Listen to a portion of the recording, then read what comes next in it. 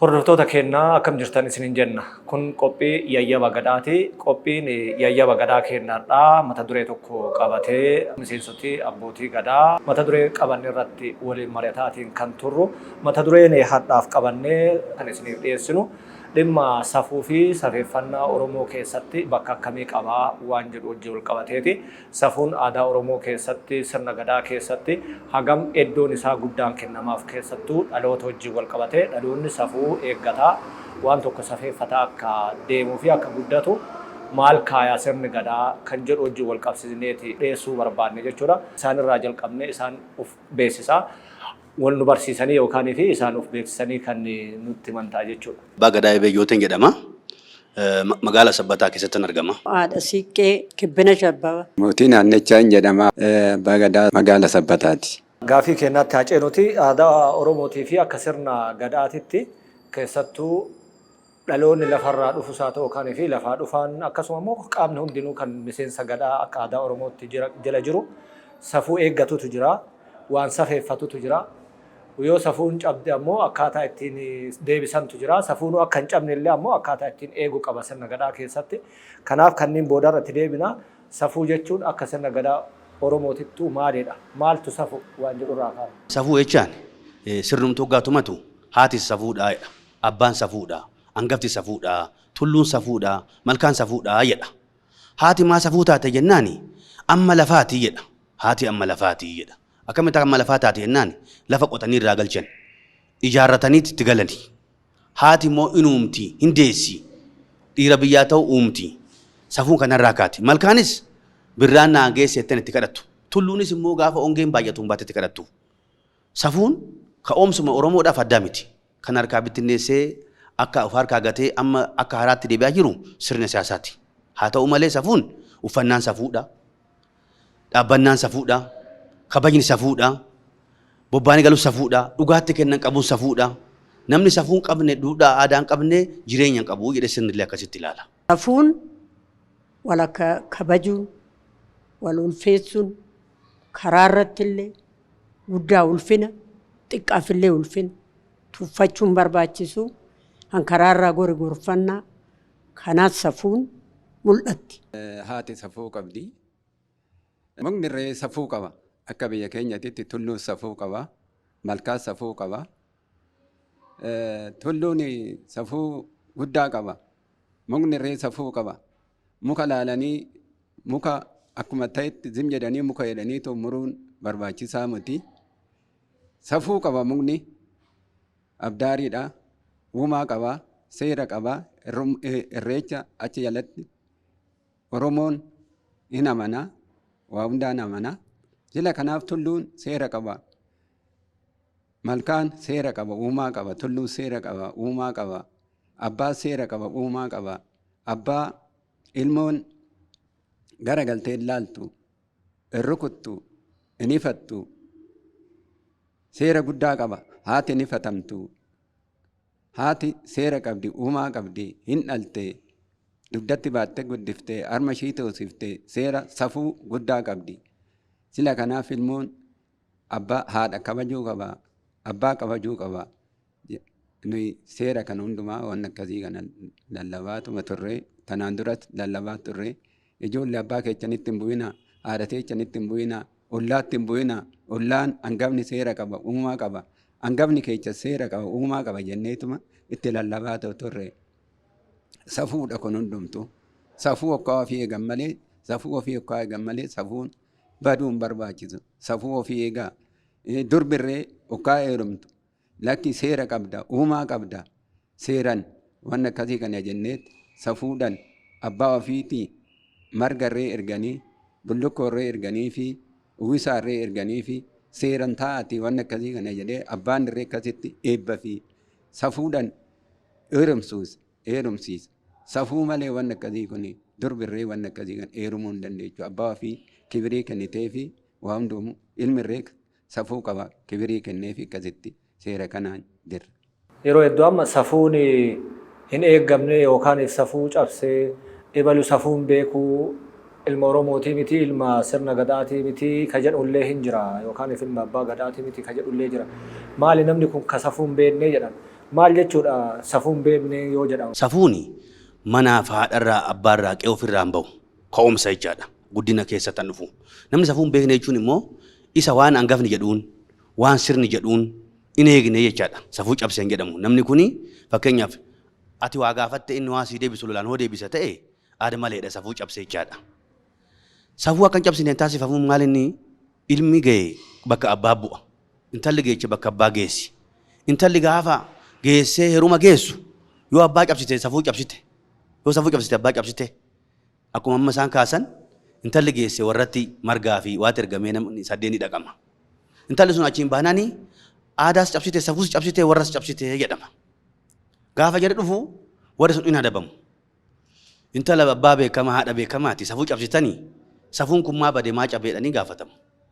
Egaa malli sin dhabamu namni keenya waan beekamu sirna jechuunis kanuma ijoolleen oo'aadha keechanillee keenyallee dogongorte waan barri jedhu waan seerri jedhu adabnaa jedhu.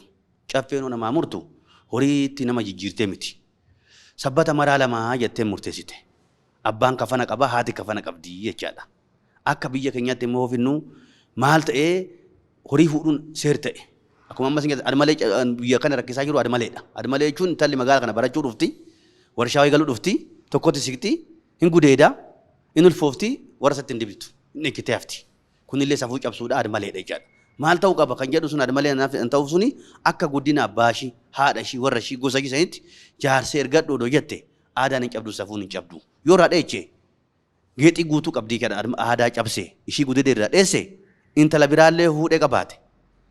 Raada korma baachuu ga'ee irraa jala kafana guutuu geexii guutuu qabdii jedhamee ilaalamaaf jechaadha. Aadaatti deebisuu jecha duudhaatti deebisuu jechaadha. Admalee loo eegne waan baay'ee qaba. Akkuma sinii kaase uffannaa irraa qaba. Muka muruu irraa qaba. Abbaa kabajuu haadha kabajuu irraa qaba. Waa hunda irraa qaba safuun. Ilmi namaa hoo ba'u akkaataa safuu ba'uu qaba. Hoo galu akkaataa safuu galuu qaba. Erga horiin galee abbaatti hin galu. Erga abbaan kara cufatee dargaggeessi balbala cabsee seenee safuu cabse. Intalli sa'aatii malee galte safuu cabsitee jirti. Aadaan safuun waan baay'ee qaba jechaadha. Ilmoon abbaadhaan wallolti. Abbaadhaan okkaa wallole ilmoo suni abbaa jalaa dheecha. Jalaa dheecha malee itti garagalee rukutu. Oo itti garagalee too abbaan irree okkaa gufatee irree lafa dha'e abbaa kiisa. Isa reebutti lafa dha'e uumaa qaba seera qaba. Ilmoo sun abbaa san deebistee too keessi jecha. Okkaa lafa dha'e irree okkaa cabeerree uumaa qaba seera qaba. Haati uumaa qabdi seera qabdi uumaa qabdi. Reebdurree reebdetee cabdurree ilmi sun in kiisii guddaa qaba. Maaliidhaaf sababii keetti si reebutti lafa dha'ee cabee jedhameetu safuu guddaa qaba. Ilmoon dhalattee safuu abbaa cabsite uumaa qaba seera qaba uwwisaa jira. Heerumaa fi heerumsiiftuu seera qabdi uuma jira. Kana nama cabsee amma hundumaa lallabaatuma jirra. Seera hin cabsinaa uumaan cabsinaa seera malee namarree gadabarree namarraa fudhatinaa akka caffeen tumtetti akka uumaan caffeedhaa tumetti akka seerri tumetti wanna akkasii kana wanna seeraa bira hin darbinaa. Caffeen akka lallabdetti caffeen kuma jaa lallabee seera san dabartanii akka waa tokko fudhan jennee seera san irree akkasitti dabarsaatuma jirra. Kana safuu kana dabsuu jechuun durbi teenya manatti hafte fuudhan keenya manatti hafe uumaadhaaf seera malee lakkii waan akkasii kana jennee nama keenyarree gorsaa jirra. Safuu eeggamuun isaa faayidaan isaa maali yookaan fi keessattuu waliin dhufeenya hawaasaa waliin jireenya namoota maatirraa ka'ee yoo safuun eeggame waliin jireenya namoota hagam jabaataa adeema. Bu'aan safuu waaqarraa illee itti argamu namarraa illee itti argamu waan namti kan illee qabatanii ittiin bulan waan namaallee kan ittiin laalle aadaaf safuudhaan of danda'anii buluudha jechaadha. Safuu namni hin eegganne nyaatiyyeedha. Waan ofii malee waan namaan laalu waan ofii hawwe malee kan namni bira ga'usan hin laalu biyyallee qucursaa namarreen qucursaa guddina nama dhawwa. Safuu jechuun namni kun waan kana natti kenne adaraa natti kennate waan ta'eef adaraa isaa nyaadhu. Yoo nama kana hube namni maal naan jedhaa waaqni maal naan jedhaa jedhee of eegudha. Namni safuu hin qabne namni aadaa hin qabne namni waaqa sodaanne nama safuu hin qabne jechaadha. Safuun ofii jiraachuu ofirra darbanii biyya jiraachisu aadaaf safuudhaan kabajaa waliin jiraachuu qaba.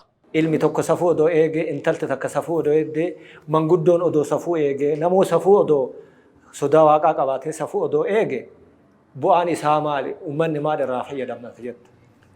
Bu'aan uummanni irraa fayyadamu ijoolleen teenya karaa fuulduraa dhalataan ammaa kun safuu nokkaa jiraate dhalataan booda dhalaturre walitti dabarsaa deeme. Seera nokkaa deeme, uumadhaan nokkaa deeme. Seeran abbaa ofii kabajee, haadha ofii kabajee, waa hundumaan nokkaa seeran deeme. Dhalataan booda dhalaturre anamma jiru kunirree akka nu gorsine kanatti dhalataa booda dhufu kana akka gorsu wanni akkasii kana dabarsaa too deeme. Maaliidhaaf dhalataan irraa kun beekadha, kun immoo wallaaladha. Har'a immoo namni barate, ijoolleen baratte, namni barate kun immoo dhugaatti amma sirraatuma jiru. Maaliidhaaf uumatti deebi'aa jiru, seeratti deebi'aa jiru, abbaa ofii, haadha ofii, waa hundumaa ollaarree kabaja kennaafii jiru, seeratti deebi'aa jiru.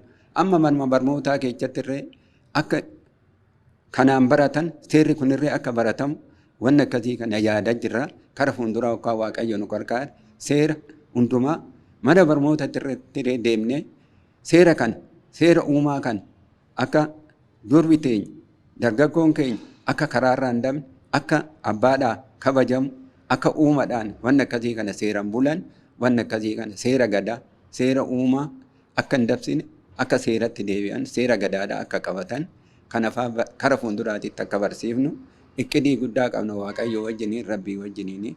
Waaqayyo akka nu gargaare seera kanaan deemaa jirra jedha. Safuun fi safeeffannaan sodaa Waaqayyootiin, sodaa Waaqaa, sodaa Rabbiitiin wal qabataa laata? Fakkeenyaaf namni yoo sodaa Waaqaa hin qabne safuu cabsaa jennee fudhachuu dandeenya. Fakkeenyaaf waan namaa fudhachuu, waan namaa hatuu, soba dubbachuu, kunniin safuu cabsuun ta'u aadaa Oromoo keessatti laata? Hanqaama isaa kana itti godhee jireenya kennee fi uume Waaqa hangafni. Namni safuu cabsuun namni Waaqa sodaanne nama safuu cabse. Namni namummaan waa kabajamuu jetti sirni. Kabajamuu qabaadha. Namni Waaqa sodaanne mana ijaarsi isaan tollee jechaadha. Argatullee kan isaa miti. Nyaatullee kan isaa miti. Horullee kan isaa miti. Namni Waaqa sodaatu immoo kanuma inni qabu santu ilmooti darbaa, safuu ta'a, duudhaa ta'a, aadaa ta'a, ijaarsallee ta'a, biyyaafillee ta'a. Safuu cabsuun kanumarraa kaa waan ta'eef namni safuu qabu Waaqa sodaatu, duudhaa, aadaa qabu, biyyaafis hin ta'a, ofiis hin ta'a, biyyallee hin deebisaa, biyyallee hin ijaaraa jennee amannu akka sirnaatti. Adeemsanillee, ulfinaanillee, malkaa ce'allee, tulluu baallee hin ulfaataa, hin guddata. Namni dhugaan deema.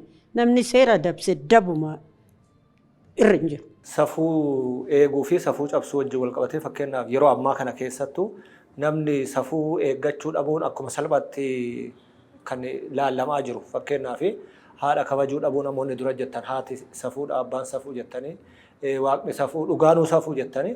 Namni yeroo ammaa kana keessattuu lafaa dhufaan ammaa hagas hunda haadhaaf abbaa kabaju baay'ee diqqaataa jira. Isin amma dura waan jettanii yoo abbaaf haatinuu mucaa yookaan ilmoon isaanii waa balleessee ilmoo san dhaanuudhaaf odoo faanaa fi odoo duukaa fi odoo kufeeyyuu garagalee abbaa san kaasuu qabaa yookaan fi kiisuu qabaayyuu jettan. Kaardhaa immoo jalaa dheessuu miti yookaan abbaa faatu dheessaa jiraayyuu bakka baay'eetti waan ta'eef kanaaf bakka baay'ee safuun hin cabne laata waan jedhu kaasnaa. Lammaffaa immoo jechuma dubbatan keessattuu nama guddaa waa ittiin dubbattu jira, hiriyaa kee akka itti dubbattutu jira. Har'a sun jira laata? Fakkeenyaaf sooshaal miidiyaa yookaan fi gara miidiyaa hawaasaa kanaan amma namni gadi ba'eetuma cadhisee wal arrabsaa hin jiru. Inni kun safuu cabsuun ta'uu laata? Nama dhuunfaa dhiisee hawaasa guddaa arrabsaa hin jiru. Kun safuun cabsuun ta'uu laata? Abbaan fi kibirii qabaatiin hin jenne dubbanne. Kun yaada dulloomeetoo haasaa jedhu jira. Tokko tokko dhugaa. Yaada jaanjee yaada dulloomeetoo haasaa jedhu. Maaliif? Har'a abbaan ofii kibirii qabaa jenna. Kibirii dhugaatti luka dhiqanii nama dadhabirree akkasitti xooranii luka dhiqanii algaa gaariirra raffisanii waan akkasii kana diroo kana argadhu jedhee yookaan eebbise abbaan yookaan eebbise diroo kiyya kana argadhu yookaan jedhe eebba gaarii argata jechaadha. Innis diroo sana argata. Yookaan abbaa ofii eebba sana argachuu baate yookaan abaaramaa ta'e akkasumatti abaarree sana argate ilmi isaa bulaafi sila kanaaf safuun barbaachisaadha. Uumaa qaba, seera qaba abbaan. Mukni irree seera qaba isiniin jenna. Mukarree itti bu'anii muruu jechuun seera cabsuu. Tulluu irraa muka muruun seera maleedha. Malkaarraa muka muruun seera maleedha. Uumaa maleedha. Kuni wanna badaadha. Maaliidhaan malkaa safuun qabdu jedhanii har'a bakka irreechaa tokko bakkee tokko ani muru jira lakkii deebi'aa jedheetu namni irree yookaan gorsa mukatti amantu an jedhu jiru namni waaqarraa gore rabbirraa gore jechaadha. Miidhaan abbaadhaa isa miidhee karaarraa isa gorsu jechaadha. Maaliidhaaf safuun kun eegamuutu irra jira malee mukni irree safuu qaba, namni irree safuu qaba, oldaan irree safuu qaba, hangafni micaa abbaa saniitu irree hangafni ofii safuu qaba, hangaftitti seera qabdi, uumaa qabdi. Safuudhaan okkaa bulee waa hundumtuu nagaa ta'a. Hanana akka ollee taatu. Akaakillee illee hin taatu kun akkanatti cabsaa jirti. Tamaariin illee jalatti qabatee kun tamaarumti illee kanaatiif abbaan bobbaafatu. Akkasumatti cabaa jira. Cabni immaa hin jira hoo Waaqayyo nu qarqaare, Rabbi nu qarqaare, tulluun malkaan nu qarqaartee karaatti nu deemame. Warra maxaxxii keessa hojjetu kanarra. Odoo nuu baraarame waan gaariidha. Safuun hin cabne cabeera. Icharraa jalqabaa namni barate biyya ijaaraa, of ijaaraa, biyya mul'isa. Sooshaal miidiyaa irraa jalqabnee warra aangoota qaburraa jalqabnee mana keenya ofirraa jalqabnee yoo deemnu safuun cabaa jirti. Injiruu jechaadha. Safuun maalirraa cabaa? Namni mana ofiitirraa kaa waan ta'eef hooggansi hatoo jiraannaan ilmi isaa xaxxuudha safuu cabse. Namni arrabsu jiraannaan ilmi isin arrabsa. Safuun cabuutti cabeera. Amma sooshaal miidiyaan waan laaluu qabnu fudhachuu qabnu ofirraa ka'uu qabna. Waan biyya ormaa ofii keessatti ooma fidde sitti madaalamu. Ormarraa sitti dhufe waan ta'eef waan si wajjin hoo qabattee deemtee safuun hin cabu hin dabu. Safuun cabaa jira malee uffannaarraa kaatee jecharraa kaatee abbootiin angootaa kabaja walii kanneen wajjin hojjechuu irratti safuun cabaa jira. Wal arrabsuu irratti safuun cabaa jira. Jecha irratti safuun cabaa jira. Sooshaal miidiyaa irratti safuun cabaa jira. Sooshaal miidiyaa immoo irraa argu gocha sooshaal miidiyaa irratti argisan haadha irratti abbaa irratti fidee waa agarsiisaa jira. Uffannaa biyya alaa tokko argee kutaa haa ta'u qullaa haa ta'u uffachuu isaatti agarsiisa malee uffannaan kun kiyyaa miti aada kiyyaa miti aada maleedha jedhee ilaalu. Safuun cabaa jira. Hoo safuun fooyya'u ilmi barate biyya guddisa abbaa guddisa ofiif ta'a biyyaaf ta'a.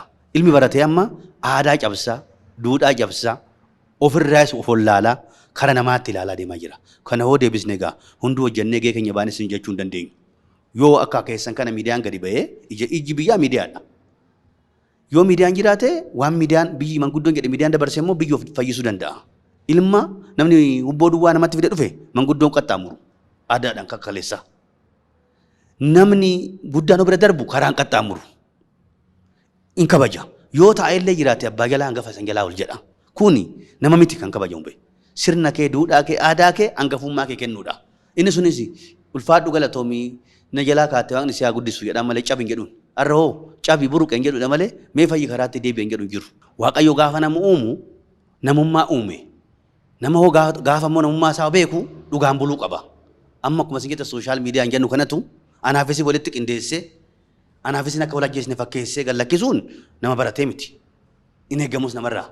Ogaa nama tolchu, ogaa nama uumu, namummaa uumeet namni sun immoo ofii bahee baratee barsiisee akka biyya jiraachisu taasise. Namni baratee isa sobu san deebisuu, isa olaalisan karaatti deebisuu, aadaa duudhaa jechuun kana. Ammoo laallu bahee warra bu'aadhaa wal lolutu, warra namoota biraa walitti buusuu barbaadutu sooshaal miidiyaa irratti akkas godhee gallakkisa. Inni hin galleef sun immoo maal jedhare? Isa argesanii fi biyya akkanaatti namni akkana ta'e waan akkanaa dhalatee jira waan akkanaa kun asiin bahee dheechillee badiillee jechisu jiraachuu danda'a. Kuni aada maleedha. Maal fida yoo jettan bu'aan fidu. Namaati gosa qabda gara sanii, fira qabda gara sanii, heerumsiistee qabda gara sanii, qalbiin sun ciistu, osoo hin ciise jettee balbala cufatta malee inteessa raftu. Kuni maal gochuudha biyya walitti buusu, bu'aa biyyi qabdu, dhugaa biyyi qabdu, safuu biyyi qabdu balleessuudha. Karaa waaqaatiinis wareegama ta'a. Karaa namaatis mufaatu ta'a. Ilma eebbifama akka qabaatte namni illee ilma kee yaabee ilma kee nama gaarii sana gaafa jedhu hin gammadda. Ilma kanaa immoo hin abaarama. Biyyas gadi buusuufis gadi bu'aa. Namni wal abaaru bu'aan argatu. Nama wal eebbisu waan gaarii argata. Safuu kaleessa aadaa Oromootii fi sirna gadaa keessatti safuun eeggamuu qabaa jedhamee kaa'ame suni har'a bakka baay'ee sharafamee caccabeera. Kana booda hoo eenyutu safuu bakka deebisa? Eenyurraa maaltu eeggama? Abbootii gadaarraa, haawwotii siinqeerraa, manguddootarraa, qaama biyya bulchurraa, dargaggeettirraa, maatirraa iyyuu ka'ee safuun akkamii bakka isiitti deebi'uu dandeetti? Maaltu ta'uu qabaa jettan? Safuun cabdee ritenne fala kaa'uun seeri. Walis hubachuudha. bifni safuun itti cabe anaafis hin odoon ta'in biyyis hin beeka. Gaafa safuun cabdu akkaataa itti cabde biyyis hin beeka hunduu hin beeka. Haa ta'u malee immoo erga calqabne manguddoon itti ba'uun dirqama ta'a. Tulluun safuu darga jennu tulluu sana namni eegu jiraachuu baannaan tulluun safuun ta'u jechaadha. Baafeet irra utaala. Namni dura utaalan tulluun ta'u. Eegumsa barbaachisa jechaadha. Eegumsi ijoollee irraa calqabee baddeef karaatti fufanii itti agarsiisanii dhaabuu odoon ta'in biyyatti, hollaatti, malkaa irratti, tulluu irratti, mana barumsaatti abbootii gadaa, haadholee siinqee, manguddoo biyyaa. Biyyi kan biyyaa waliiti. Abbaa gadaan sirna waan qaqqabeef sirnaan bulchu. Abbummaa fudhata malee jaarsi hollaatti, jaartiin hollaatti, ilmoo ofii, hollaa ofii gorsuun dirqama jechaadha. Karoora qabsiisuudhaaf immoo eegumsa biyyaa ta'uun mootummaa irratti itti fufaa jechaadha. Maal jechuudha? Namni hojjetu tokko ragaa sobaa dhiyeessee sobaan hojii hin dandeenye hojjete jechuun aada malee dhaadaa cabse jechaadha. Inni sun waa qunxuuxamuu seeratti deebi'uu qaba jechaadha.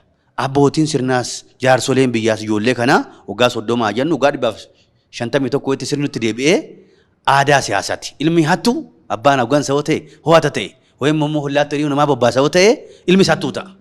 Ilmi ogeessaa ogeessa.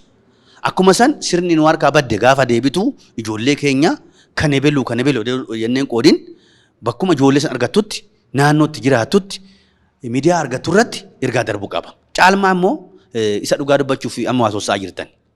Miidiyaan caalmaa hojjechuu qaba. Maaliif jennaani ijji biyyaa miidiyaa waan ta'eef. Safuu kana deebisuudha akkuma isin jettan abbaa gadaa, haadha siiqqee, abbaa langaa, abbaa muudaa, abbaa caffee, abbaa malkaa kanarraa eeggamaa nu wal beeknee fuuldura hin guddifanne itti dhaadannaa rabbigaa karaa irratti nu waa qabu hin jedha. Dhimma qophii ayyaba gadaatiin safuuf safeeffannaa irratti mari'ataatiin turre kanumaan kan xumuramu qaamolee waliin mari'an yookaan fi namoonni asitti wajjin mari'ataatiin turre Abeebee Jootee akkasuma immoo haadha Siinqee Kibbinesh Abbabaatii fi akkasuma immoo mootii naannichaa marii kenna kana irratti keessattuu waan safuu wajjin wal qabatuu fi waan fuulduratti illee ta'uu qabu irratti yaada bal'aan hungeettaniif maqaa daawwattootaa fi hordoftoota keenyaatiin guddaa galatoomaa ulfaadhaa isiniin jedha.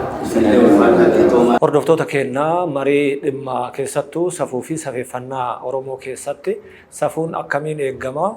Safuu eenyutus eegaa yeroo addaa hoo safuun kaleessa sirna gadaa keessatti eegamaa turtee fi kabajamaa turte har'a maalirra jirti waan jedhu wajjin wal qabsiisne safuun bakka baay'eetti caccabaa jirti, sharafamaa jirti, safuu sanitti deebi'uu qabna, haadha abbaa kabajuun laaftee jirti, diqqaan guddaa kabajuun dhugaa dubbachuun laafaa jirti waan jedhu kan nu kaasaatiin turan jechuudha manguddoonni. Nutillee safuu bakka itti deebifnu safuu haa eeggannu yaada jedhu qabna. Mariin kennallee kan guyyaadhaa kan dhimma safuu fi safeeffannaa wajjin wal qabatee mari'ataatiin turre kanumaan xumurraa isinis nu wajji turuu keessaniif ulfaadhaa horaa bulaa deebanaa.